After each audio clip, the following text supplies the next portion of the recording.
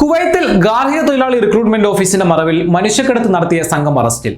ഫഹ ഹില്ലിൽ പ്രവർത്തിക്കുന്ന റിക്രൂട്ട്മെന്റ് ഓഫീസിൽ വിസ കച്ചവടം നടത്തുന്നതായും മനുഷ്യക്കടത്ത് മേഖലയിൽ പ്രവർത്തിക്കുന്നതായും അന്വേഷണങ്ങളിൽ കണ്ടെത്തുകയായിരുന്നു. ഗാർഹിക തൊഴിലാളി റിക്രൂട്ട്മെന്റ് ഓഫീസ് അധികൃതർ നടത്തിയ റെയ്ഡിലാണ് മനുഷ്യക്കടത്ത് മേഖലയിൽ സ്ഥാപനം പ്രവർത്തിക്കുന്നുണ്ടെന്ന് കണ്ടെത്തിയത്. വിസ വിൽപ്പന, അനധികൃതമായി വനിതാ ഗാർഹിക തൊഴിലാളികൾക്ക് അഭയം നൽകുക, സാമ്പത്തിക ലാഭത്തിന് വേണ്ടി വീട്ടുവേലക്കാരികളെ ചൂഷണം ചെയ്യുക എന്നീ കുറ്റകൃത്യങ്ങൾക്ക് റിക്രൂട്ട്മെന്റ് ഓഫീസിന് പങ്കുള്ളതായി ഇന്റലിജൻസ് റിപ്പോർട്ടിന്റെ അടിസ്ഥാനത്തിലാണ് അധികൃതർ സ്ഥാപനം റെയ്ഡ് ചെയ്തത്. റിക്രൂട്ട്മെന്റ് ഓഫീസ് മാനേജർമാരായ 9 പേരും ഏഷ്യൻ വംശജരായ 29 വേലക്കാരികളും റെയ്ഡിനിടെ പിടിയിലായി.